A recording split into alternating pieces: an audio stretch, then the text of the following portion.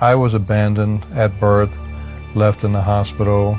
I went through a succession of foster homes, orphanages, detention centers, reform schools. Jerry Balone moved so often that he never made any friends. Animals were my only friends. I had no human friends. When I would run away from home, I would usually go sleep in junkyards and crawl in dog houses and sleep with dogs at night to stay warm. Early on, Jerry gained a reputation as a troublemaker. His rebellion was met with a brutal reality. If you did something wrong, people would always beat you. When I was in foster homes, I would be beaten. When I was in the orphanages, I wouldn't cry or I wouldn't show any fear. I reached a point where I said, I will never let anybody beat me again. Jerry's distrust in authority spilled over to his view of God. Whenever they would mention the word God, I said, I hate God also. If someone mentioned God, I figured that they were hypocrites. I figured that they were soft. I figured that they had an angle. Once Jerry was a teenager, the crooks and criminals became his role models. I never felt sorry for any of the people I victimized, because I went through life feeling that because when I was younger I was victimized, that I had a right to victimize others. In 1973, Jerry and an accomplice broke into a house to steal a valuable stamp and coin collection. The two were surprised to find the owners at home. They stole the collection and murdered the couple on their way out. Before they fled, they shot and killed a neighbor that witnessed the whole event. After police connected him to the crime, Jerry was tried and sentenced 50 years to life in prison. I wasn't even caring. I literally didn't care. So I got involved in the criminal element in prison, gambling, loan sharking, drug trafficking, and I would always let people know that I'm in here for killing 3 people, and I wouldn't have a problem getting a 4th or a 5th or a 100th. So in 1988, Jerry was transferred with 63 other prisoners to a lockdown unit for problem inmates. And they said if we had any hopes of ever getting out of that unit, we would have to start taking therapeutic and educational program. Jerry enrolled in classes with the goal of manipulating the system, but in that process came a surprise. I went to prison with a 5th grade education. So for me to obtain my GED and find out that I was getting great marks, for the first time in my life, college opened up doors for me. Once I embarked on a journey of education, I never looked back. My associates, my bachelor's, 2 masters. Due to a change in laws, Jerry's sentence was knocked down by 25 years. With his new educational resume, Jerry thought he had a chance of parole. On 6 occasions, he went before a parole board pleading for his freedom, but without success.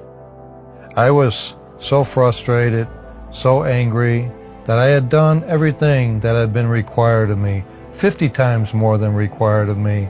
Jerry was disappointed, but found hope in a letter from his pen pals, some Dominican nuns.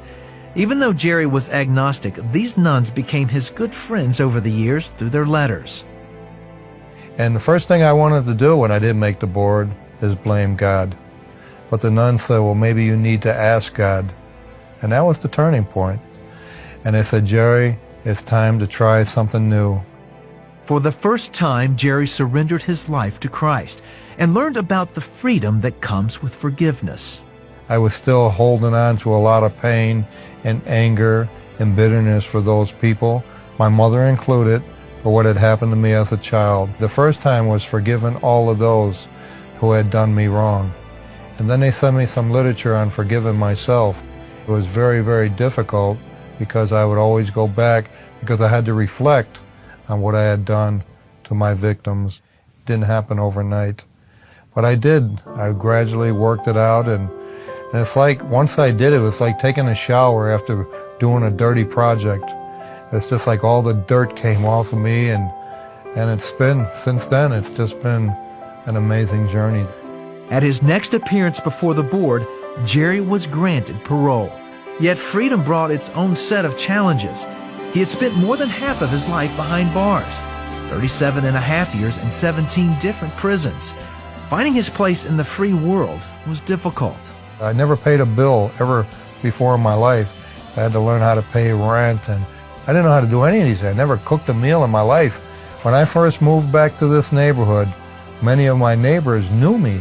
They knew my story.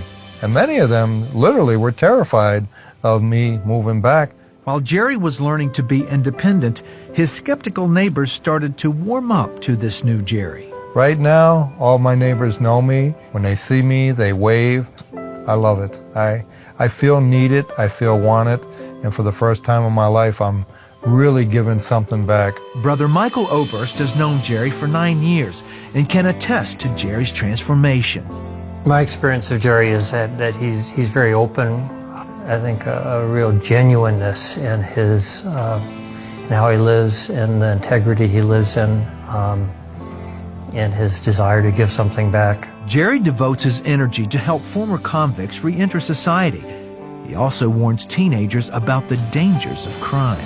When I go around doing presentations, I always have a mug shot of the night that I was arrested for my crime, and I hold it up for anybody that's in my audience and always say, this is the person that I used to be.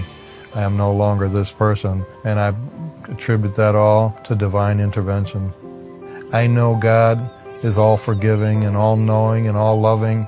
I'm just so thankful because I know God has a plan for me. He's guiding me to where I need to be. God's been talking to me all my life, but I wasn't listening. Now I'm open